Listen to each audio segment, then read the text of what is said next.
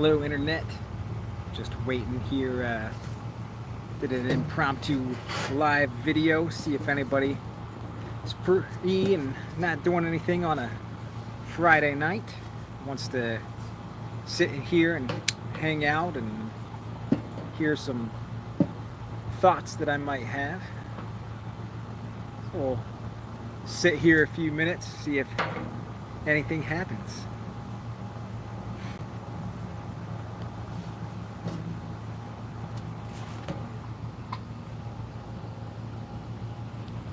Which way should I do it? Should I do it this way? I can do it this way.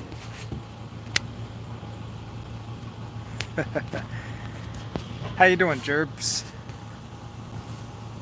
Thank you for joining.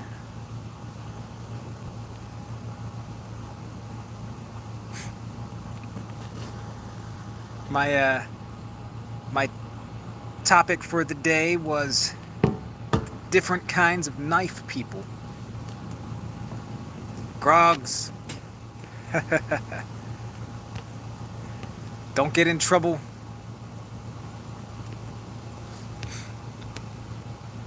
I'll just yeah. Good outlook, Gerbs. How's Bob doing? Band is on a break. Oh, good. I'm sitting out here on my deck. Got a nice pumpkin beer.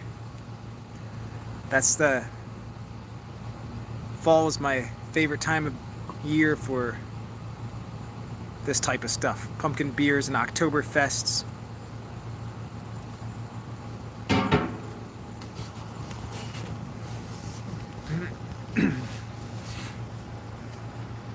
So for you guys that are on, what are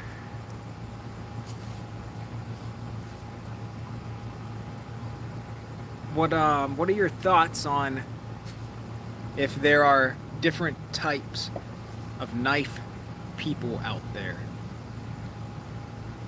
Hi, Keith and Lone Wolf. Hope you guys are doing well. Because I've been thinking that there's a few different kinds of knife people out there. You got your fancy, like, all just about EDC type knives, love the latest super steel, and I don't know, you just like knives, carry it in your pocket every day, like that pocket jewelry and bling that the knives turn out to be. Then you got your knife collectors, people who just love knives, love the way they look, love different types of handle materials, sheath materials, blade steel, and all that stuff, different shapes, designs. Then you got your just call them outdoorsmen, and we'll lump in the bushcrafters and the hunters, those types of people, where those guys, they'll seem to favor a fixed blade knife, and maybe not so much the super steels, because it seems those guys like to have a bit of a softer steel that they can resharpen quickly out in the field, and don't worry about having the latest M390 steel and all that.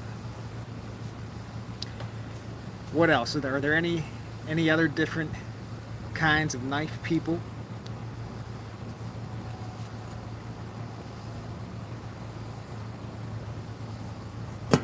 For me, I think I'm kind of a mixture of all of them.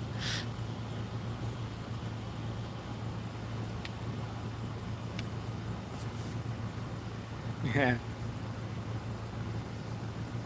Gerbs, yeah, you're a user, I guess. So do you favor the, like, maybe the not so super steels that you can get sharp really fast and easy?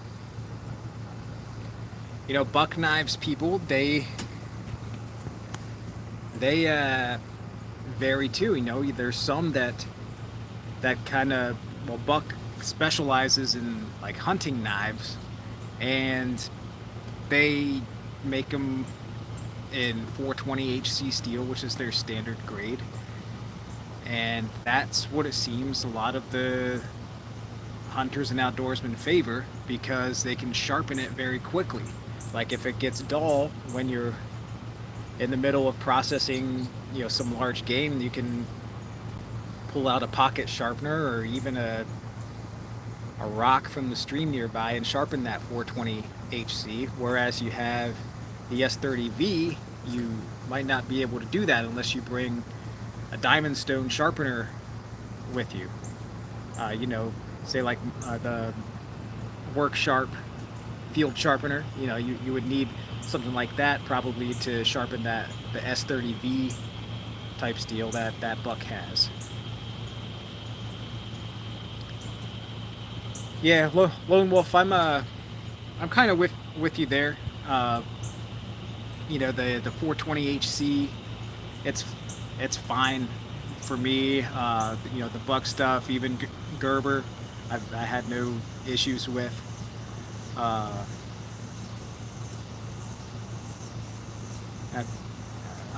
Jerb's saying, yeah, bless. Got the sack camper, so I mean that I think would fall into like the outdoors category because they're not made out of super steel or anything, and you can sharpen those up to razor edge relatively quickly. Hey, Eric, thanks for jumping on, man. A2 Randall. So, Eric, I was talking about different types of knife people that are out there.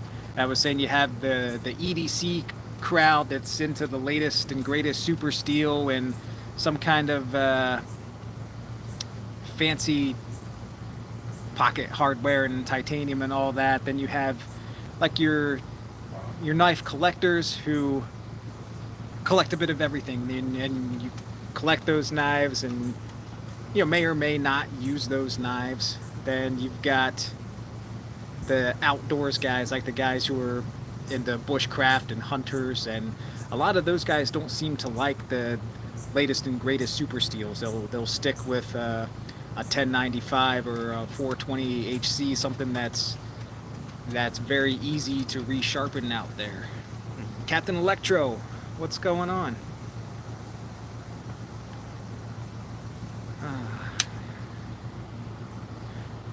Gerbs, Real Steel Luna. I've heard the Real Steel name out and about, but this is just kind of some observations that I've seen around YouTube and other places on the internet. And I said, I kind of consider myself a little bit of all of those, like a mixture of all those knife people. Like I don't really have many knives that are like extra super steels and all that. I don't think I have a higher grade steel than S30V that I can think of, or S35 VN I have on a few knives. But anyway, that's just some thoughts and observations. You can get those knives razor sharp, and you don't want your daily knife probably to be like a super cheap thing. You want a somewhat decent steel. Like you don't want a $6 Chinese 3CR13 knife.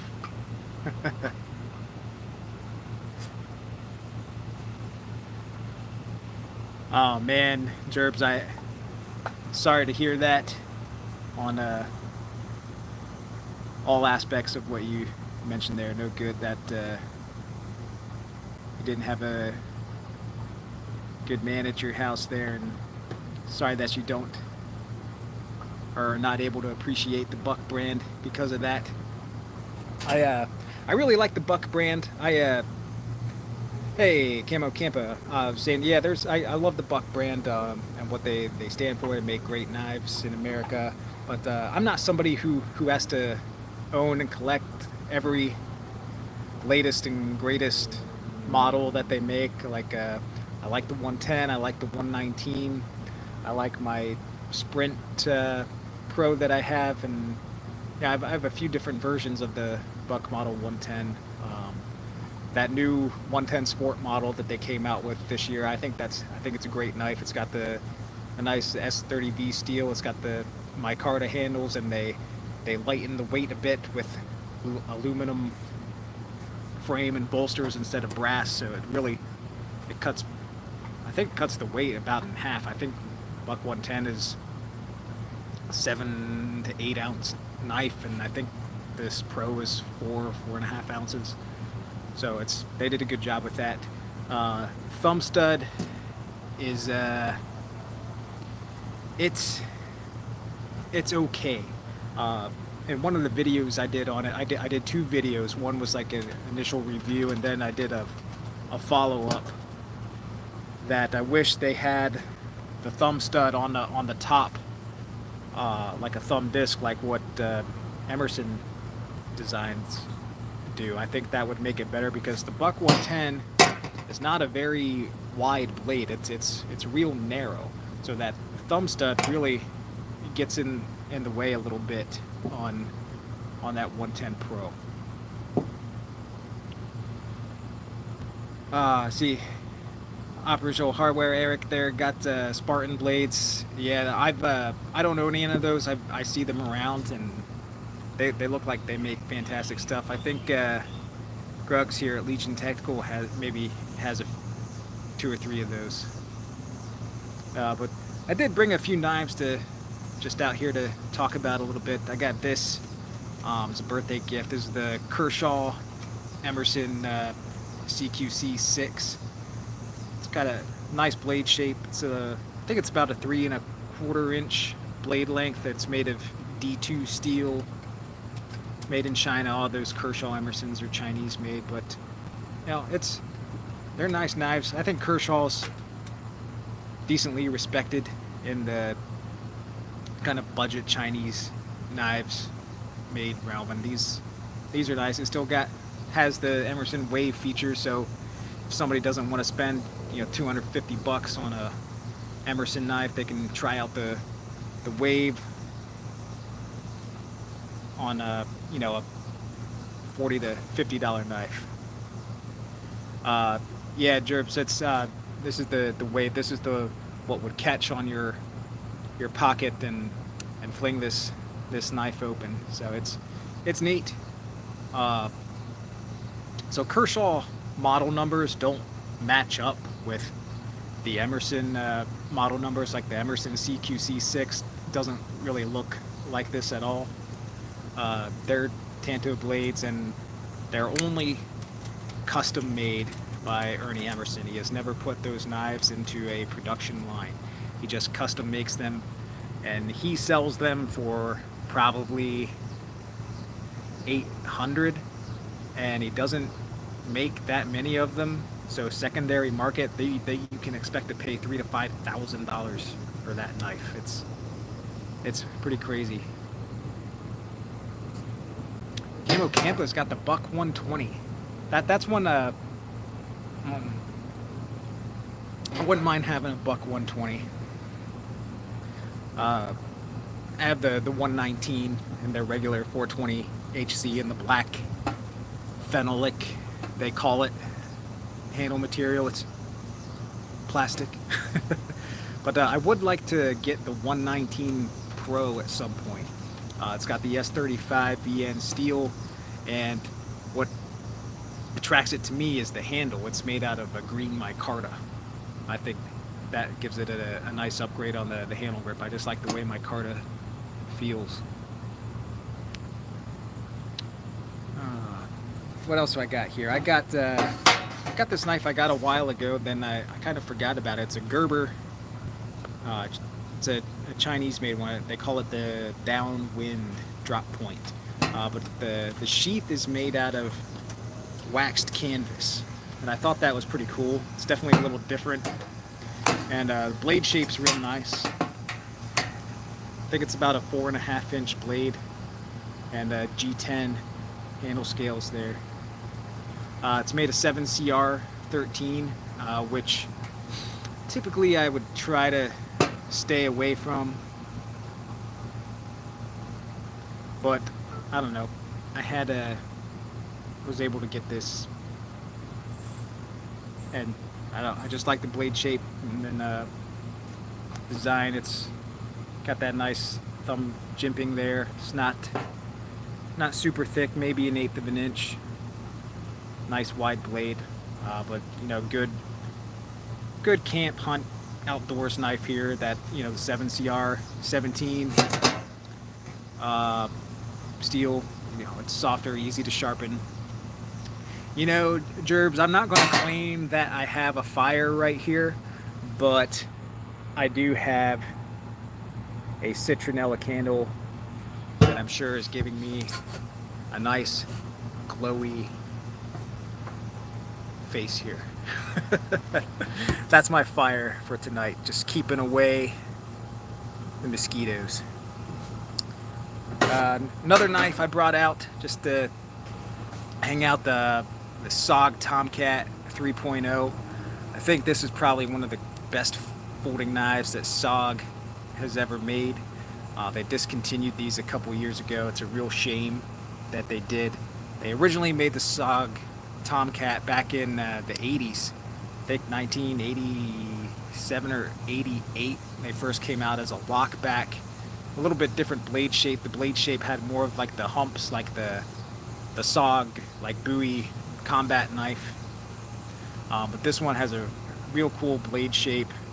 It's made in Seki, Japan, out of VG10 steel. It's got Kraton handles, which is the, you know, rubber material. And, you know, really like this knife. Got their arc lock, their real arc lock that has like 1,000-pound test strength. They had some cheaper knives they said had the arc lock, but they're really just plastic. Like the Trident Elite that I have, it's not a full-on steel lock like this. Like this knife is much higher quality,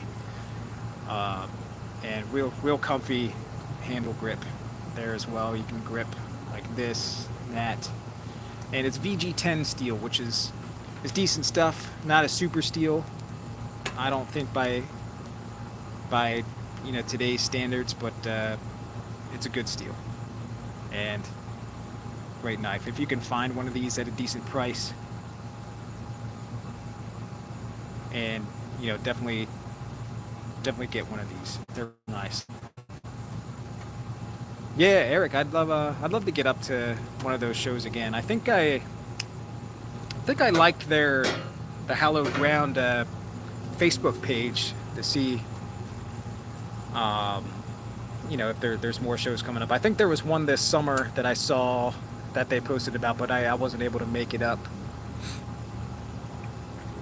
For those of you that don't know, Operational Hardware, here's commenting. He deals in militaria stuff, like military surplus items or veteran-owned, you know, former combat uniforms and stuff. Real neat stuff. I went to a show that he had a table at with items for sale. I think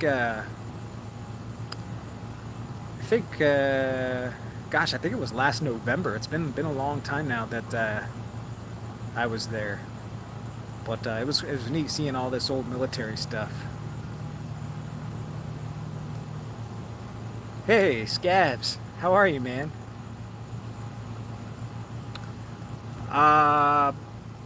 Maybe I can put a link up. You know what? Maybe after I'm off the live chat here, I will put a community post and you can check out the Operational Hardware channel. I'm not sure if I can do stuff here while chatting on my phone or not. Something cool that I noticed happened with my channel. I recently got one of the short videos that I do. I I make a bunch of short videos that I call 1 minute knife reviews, and one of them I did on this knife here. The K-bar has hit 10,000 views, my most watched video of all time, and you know, for good reason. This is K-bar is a nice classic style knife. You know, if you know, originated in World War II.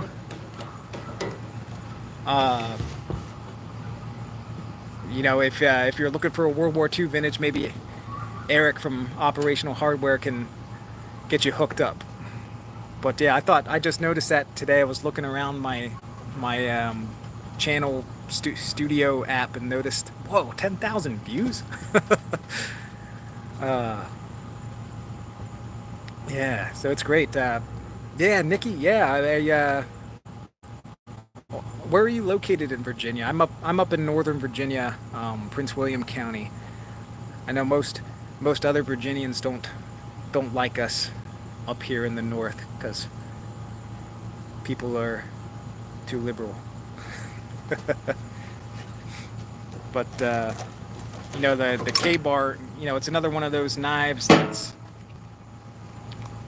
it's well, I wouldn't really call it an outdoors or bushcraft knife, but it's made out of one of those steels that's, you know, those types of people like the, you know, the 1095. It's tough. You know, you can bang on 1095 a bit and you're not gonna break it. You might bend it, but it's not gonna snap. And it's relatively easy to put an edge back on, so people love it. They usually keep the Rockwell harness between, I think, 56 to 58. So whereas you know, maybe even the D2 on this is up between 58 and 60, I would imagine. I'm not really sure, but I think that's typically what D2 is hardened. All right, Nikki, so you're not too far away at all. About, I don't know, 30 minutes, 40 minutes. Neat. Eric, you get the MK2s regularly? Good. Reblades and added the stacked leather. Yeah, the stacked leather. I do have another K-bar, you know, the Mark II design, but it's with their Kraton handle in a green color. You know, the Kraton, this rubbery stuff like this Sog Tomcat here. It's I mean, it's perfectly fine material, but it's just not the classic K-bar. You know, I always throw a little history into my chats because I'm a huge history buff. I did some family tree research probably two or 3 years back and found out I had a cousin who was in the Marine Corps in World War II. He was in the 1st Marine Division, and the only real action he saw that I know of was at the Battle of Okinawa in 1945, and well, it lasted, you know, quite a while. So he was there for a while, at least a month or so, and I think celebrated his 19th birthday there on Okinawa in early June of 1945, and then was killed in combat there a week later, exactly 1 week after his 19th birthday. I got in touch with some Marine Corps historians over at Quantico, big Marine Corps base in Northern Virginia, and they let me know. They sent me his death certificate, I guess, and he died from shrapnel wounds from artillery shell to the butt. So he probably had would imagine, a kind of a long, slow, bleeding out type of death, and at 19 years old. I found out, you know, he was just, you know, 18 a week before, so he wasn't in the military very long, and He did not participate in the Battle of Iwo Jima, which was a few months prior. He was stationed at the Solomon Islands, um, which was a big base after the the U.S. military, took that from the Japanese. So he was there during Iwo Jima, but then saw a lot of action during the Battle of Okinawa. I can't remember his well, his regiment was he was First Marines, First Marine Division. I want to say Company C, and I looked up Company C and what they did at Okinawa, and they saw some really fierce fighting. And two people from his company were Medal of Honor recipients. So I figure a company is around 100 men or so. I could be off a little bit, but I believe that's typically what a company consists of, 100 guys, and then they break down into platoons and squads from there. But in a group of 100 guys, it's possible my cousin knew those couple guys that won the, or not won. I always say that it's not an Olympic medal. You're awarded the Medal of Honor. So it could be he knew those guys. I believe those guys actually got the Medal of Honor posthumously. They died in service as well. So it could be my cousin was right there next to those guys. Yeah, First Marines, man, Guadalcanal. They were there from when really World War II started for the United States there in the Pacific, and the First Marines. That's what the HBO series the Pacific was about. So if you have, I don't think it's on Amazon Prime anymore. It used to be a couple years back. I watched it on there, but it's on HBO Max. If you subscribe to that, you can watch HBO series the Pacific. Those guys were the First Marine Divisions that series is about. Two of those guys, I think, wrote books. Bob Letty, I believe his last name is, wrote a book. Then the other guy, that one of the other guys the series focused on, Eugene Sledge, he wrote a book called man, what's it called? I have that book. But anyways, maybe I'll think of it in a second. But he wrote a book about his experiences in World War II and the horrors that he saw and participated in. So, anybody have fun plans for the weekend, or maybe you have a World War II story? Well, yeah, Eric here said Marines are always in first. They're the ones that clear the beaches so the Army guys can come in. At least that's the way it was in the Pacific theater of World War II. Maybe it's been different the last 20 years and the War on Terror. My brother-in-law, my wife's brother, was in the Marine Corps. He's retired, but he's a combat veteran from Afghanistan. He was on a mortar team, I believe.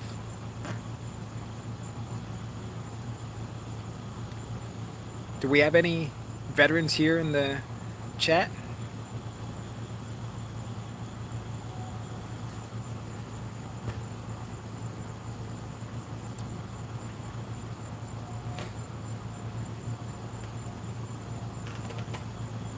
No. UDT helped the Marines. Yeah, I'm reading a book right now. People may know it. It's called Rogue Warrior by Richard Marchenko. The guy, he founded SEAL Team 6 back in the early 1980s.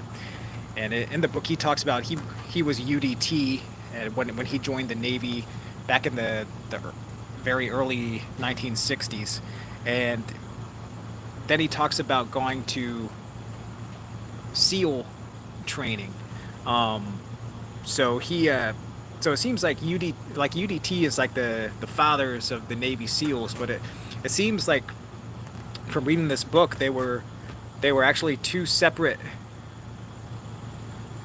uh, units in the Navy at one point. Like you had UDT and then the SEALs, but I guess eventually UDT was dissolved. Now we have Navy SEALs. Hey, Chuck and Steel, thanks for hopping on. Yeah, Eric, do you know, is UDT still an actual separate unit, or is, underwater demolition like one of the, just like the tasks of the Navy SEALs? Yeah, the UDT, like the actual, the frogmen were World War II, and then I think from what I read, I don't know if UDT is dissolved and it's just the SEALs now, or if they're still around. I'm not sure. But anyway, Richard Marchenko. I don't know if it's Marcinko or Marchenko. I don't know how to say his name. Yeah, UDT is part of SEAL training. That's what I thought. Like I think they stopped being separate units probably at some time during the Vietnam War, I would imagine. But Marchenko, he was SEAL in Vietnam. He was a squad leader at first, and ripped all kinds of terror throughout the Mekong Delta, and he even got written up in a magazine back in late 1967, I think. There was a magazine article in Mail magazine, and I think late 1967, that I guess he was interviewed for, or they wrote about him in that magazine and called him the Shark Man of the Delta. And he talks about in his book that it's funny that he thinks old Charlie, the Viet Cong, read that magazine too, because when he went back in '68 for his next tour there were wanted posters all over in VC camps and stuff that he would take his squad to raid, and he'd find himself and his name, the Shark Man of the Delta, Marchenko, reward 50,000 whatever Vietnamese currency is. It was just kind of a little bit funny part of the book, but he really kind of, at least according to him anyway, in his book, he really set the standard for what SEAL teams could do and what they were capable of. Back then in Vietnam, there were two SEAL teams, SEAL Team 1 and SEAL Team 2, and it was like that for many years. He was on SEAL Team 2. I think SEAL Team 1 was on West Coast, out in Coronado, I guess, San Diego, California. Then SEAL Team 2 that he was on was East Coast based down in Virginia Beach, Virginia, which is a huge Navy hub. And then, he went on to be the commander of SEAL Team 2 for a while in the 70s, and worked at the Pentagon for a while. He was, while working at the Pentagon, the Iranians took a lot of hostages from in the U.S. Embassy in Tehran in, I believe, 1979, and people were held hostage there for a long time. Maybe some of you that were around then and can remember seeing this on the news. I can't recall exactly how long that people were hostages, but I want to say it was like at least a year. And Delta Force was, I believe, founded in the 1970s, the Army Super Special Forces, I guess we could call them. And their founder, Charlie Beckwith, who was a colonel. Hey, Tom, always nice to see you, man. They planned a secret rescue mission to rescue these hostages. They formed like a joint operational task force to to rescue these hostages, and the rescue failed miserably. They were taking choppers into the desert in Iran, outside of Tehran, and choppers broke down. They needed, and the training for the mission, which the planning and training for this mission took 5 months. They didn't just plan for a week, they planned this thing for months and trained, and they needed 6 choppers to be able to complete this mission, successfully. And I believe they had 8, and they ended up with 5 on the ground there at this place called Desert 1. And Charlie Beckwith, colonel in the army, head of Delta Force, he called off the rescue op. It's like, we can't do it. So these choppers went to take back off, and one of them crashed into a fuel tanker, and anybody who was in that chopper, they burned to death. It was a huge disaster, and face a failure in front of the international community for the United States. From what I gather, it was not a good look at all. But I believe all these guys, the hostages, were eventually rescued. I don't know the whole story. I got to keep reading, I guess. But after that incident is when Marchenko proposed the formation of an elite unit of SEAL teams, and that specialized in counterterrorism, which became SEAL Team 6. And there were still only 2 SEAL teams at the time. SEAL Team 6 was like a code op to throw off the enemies in the United States. Canberra, check out the book Tiger Force. I will look it up. Yeah, Eric, I have the one MacV book. It might just be called Sog by last name is Plaster. He was one of the team leaders and officers of MacV Sog in Vietnam. I think John Plaster is his name. Look up 6 Special Forces Soy Tay Raiders. I will look it up. Sun Tay Raiders, okay. Hey, Knife to Lights. Well, folks, we've been out here for a while. It's been nice talking with everybody. Another great book, Sog guys. Actually, I gave Tom Ritter one a while back, is Hunting the Jackal by Billy Wog.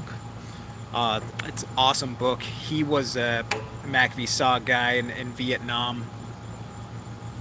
Oh, my voice is going in and out. Well, that's no good. Hopefully I'm still on Wi-Fi out here on my deck.